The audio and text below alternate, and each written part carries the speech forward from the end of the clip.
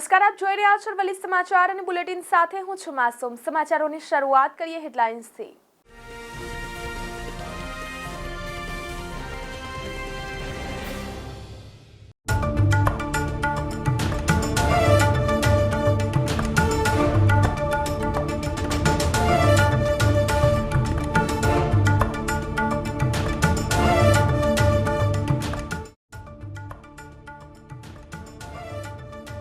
રત્ન કલાકારોની આર્થિક સ્થિતિ કથળી। સરકારે ડાયમંડ ઉદ્યોગ માટે 2 દિવસમાં એક્શન પ્લાન બનાવવાનું કહ્યા અને 10 દિવસ થઈ જતા વર્કર યુનિયન 30 માર્ચે હડતાલ પાડશે। રવિ સિઝનમાં 1472 હેક્ટરમાં ઘઉં વાવેતર સાથે મબલક ઉત્પાદન। ઓલપાડ તાલુકાની સહકારી મંડળી પર ઘઉં સફાઈની કામગીરી જોરશોરમાં।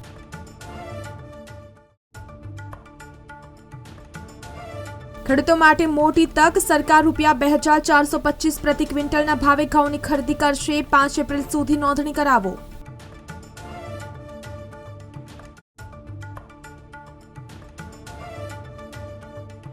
સતત બીજા દિવસે પારો 40ને પાર। 3 દિવસમાં ગરમી ઘટશે। કમાટીબાગ ઝૂમાં પશુ પક્ષીને ઠંડક મળે તે માટે પાણીનો છંટકાવ।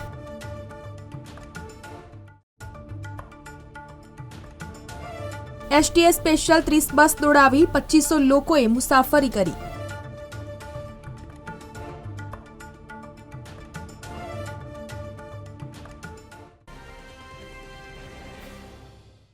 અરવલ્લી જિલ્લાના પણ 307 આરોગ્ય કર્મીને છૂટા કરી દેવાયા।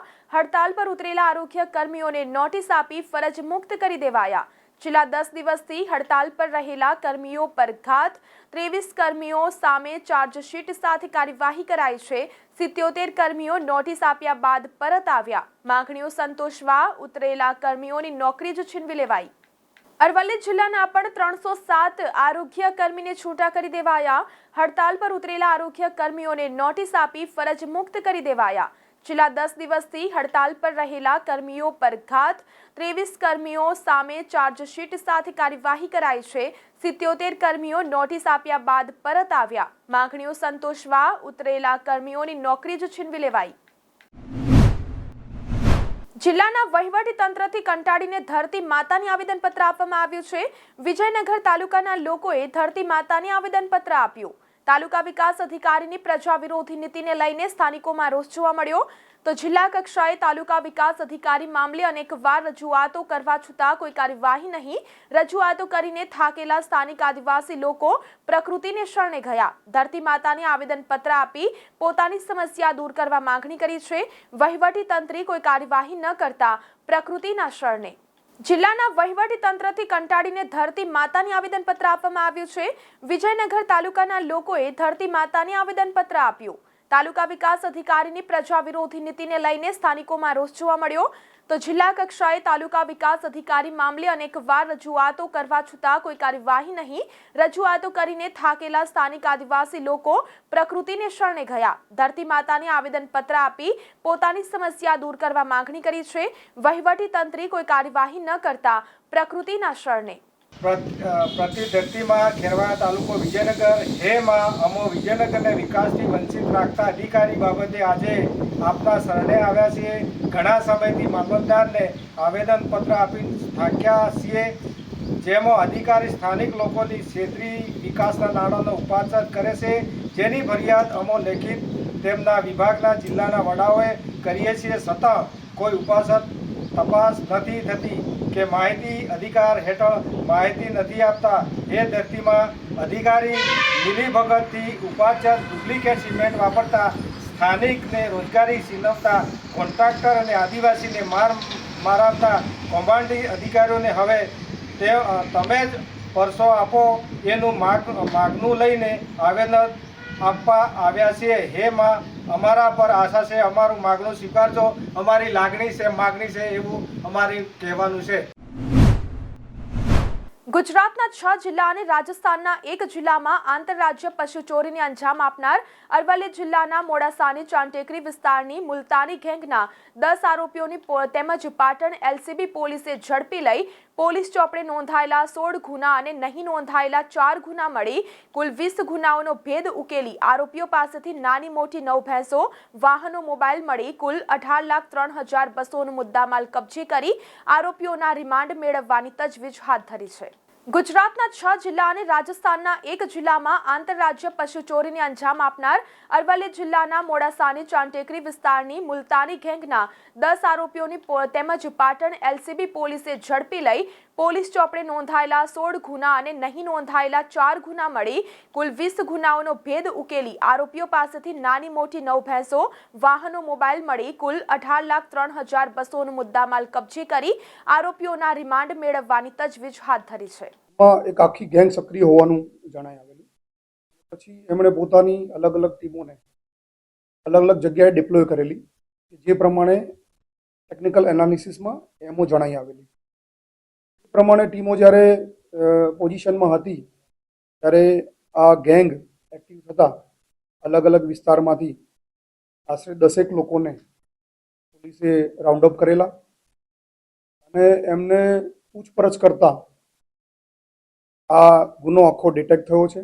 એમાં આખી એક સક્રિય ગેંગ મળી આવેલી છે અને એમાં જે આરોપીઓ પકડાયેલા છે એમાં મુખ્ય આરિફ ખ્યાલી મુલતાની મૂળ ચાંટેકરી મોડાસાનો છે, હારૂન મુલતાની એ પણ હિંમતનગરનો છે, નસરુદ્દીન મુલતાની એ પણ ચાંટેકરી મોડાસાનો છે.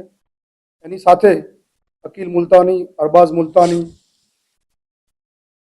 મુલતાની, મોસિક મુલતાની, સાદિક મુલતાની આ બધા ચાંટેકરી મોડાસાના છે.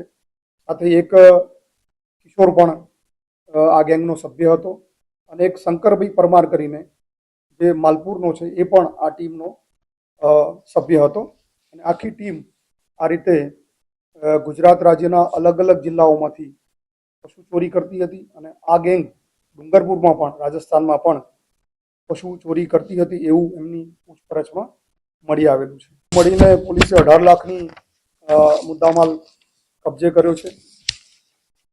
ગેંગને લાવીને પૂછપરછ કરતા એમાં લગભગ નોંધાયેલા 16 ગુના ડિટેક્ટ થયેલા છે. અન્ય 4 એવા ગુના છે જે એની કબૂલાત કરી છે. એટલે 20 ગુના આ ગેંગે કરેલા હતા એમાં ડિટેક્ટ થયા છે. જે આરોપીઓ પકડાયા છે એમાં મુખ્ય જે છે આરિફ મુલતાની, એનો ગુનાહિત ઇતિહાસ બહુ મોટો છે. 32 જેટલા ગુના એના ઉપર નોંધાયેલા છે.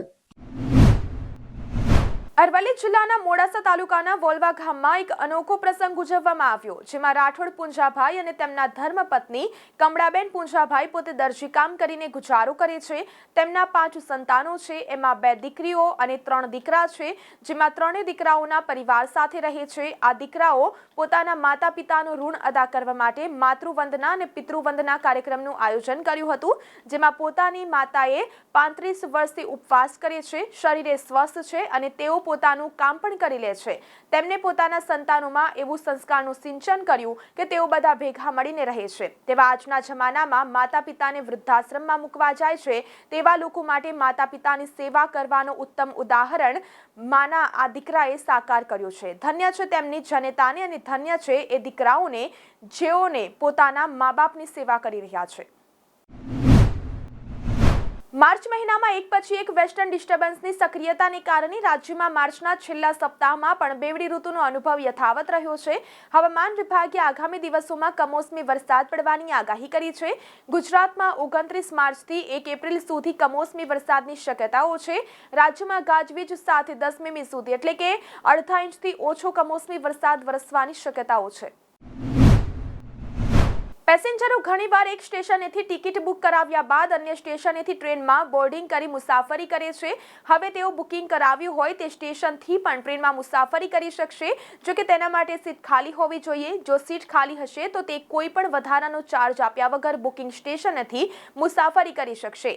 ઉપરાંત ટ્રેન ઉપડ્યા બાદ ટીટી ટિકિટ ચેક કરવા આવે ત્યારે પેસેન્જરોએ સીટ પર હાજર રહેવું પડશે. જો પેસેન્જર સીટ પર હાજર નહીં હોય તો ટીટી તેના હેન્ડહેલ્ડ ટર્મિનલમાં પેસેન્જર ગેરહાજર હોવાનું લખી જે તે સીટ બીજા પેસેન્જરને ફાળવી શકશે. હીરા ઉદ્યોગમાં મંદીને લઈને સરકારી એક્શન પ્લાન નહીં બનાવતા 30 માર્ચે સુરત ડાયમંડ વર્કર યુનિયને હડતાલનું એલાન કર્યું છે. છેલ્લા 2.5 વર્ષથી ડાયમંડ ઉદ્યોગમાં મંદી વચ્ચે રત્ન કલાકારોની આર્થિક સ્થિતિ કથળી છે. ઓલપાડ તાલુકામાં સિંચાઈની યોગ્ય સુવિધા હોવાથી ખેડૂતો ડાંગરની સાથે જ હવે શિયાળુ ઘઉંની પણ મોટા પાયે ખેતી કરતા થયા હોવાનું ઘઉંનું મોટા પાયે ઉત્પાદન હોવાથી નોંધાયું છે. હાલ ઘઉં કાપણી સિઝન ચાલતી હોય ઓલપાડ તાલુકાની સહકારી મંડળી પર ઘઉં સફાઈની કામગીરી જોરશોરમાં ચાલી રહી છે. ગુજરાત સરકારે ખેડૂતોના હિતમાં મહત્વપૂર્ણ નિર્ણય લીધો છે. સરકાર ઘઉંની ખરીદી લઘુત્તમ ટેકાના ભાવે કરશે. આ ભાવ ₹2425 થી પ્રતિ ક્વિન્ટલ નક્કી કરવામાં આવ્યો છે. ગુજરાત રાજ્ય નાગરિક પુરવઠા નિગમ લિમિટેડ દ્વારા ખેડૂતો પાસેથી સીધી ખરીદી કરવામાં આવશે. શહેરમાં સતત બીજા દિવસે ગરમીનો પારો 40 ડિગ્રી નોંધાયો હતો. ભારે ગરમીને લઈને શહેરીજનો એસી અને પંખાનો સહારો લઈ રહ્યા છે. બીજી તરફ પશુ પક્ષીઓને ગરમીથી રાહત મળે તે માટે કમાટીબાગ પ્રાણી સંગ્રહાલયમાં પાણીનો છંટકાવ શરૂ કરવામાં આવ્યો છે. વટવા પાસે ક્રેન તૂટવાને કારણે ટ્રેન રદ કરવામાં આવી હતી, જેને કારણે વડોદરા સ્ટેશન પર અનેક મુસાફરો અટવાયા હતા. જો કે મુસાફરોની સુવિધા માટે એસટી વિભાગ દ્વારા વિશેષ 30 બસો ફાળવવામાં આવી હતી, જેમાં 2500 જેટલા મુસાફરોએ વડોદરાથી અમદાવાદની મુસાફરી કરી હતી. સૌરાષ્ટ્ર યુનિવર્સિટીમાં 27મી માર્ચથી સ્નાતક અને અનુસ્નાતક ફાઇનલ સેમેસ્ટરના 44254 વિદ્યાર્થીઓની પરીક્ષા શરૂ થઈ રહી છે. ત્યારે આ પરીક્ષા દરમિયાન ગેરરીતિ અટકાવવા માટે પરીક્ષા વિભાગ દ્વારા કડક નિયમો જાહેર કરવામાં આવ્યા છે. તો આ સાથે બુલેટિનમાં અત્યારે બસ આટલું જ. નમસ્કાર.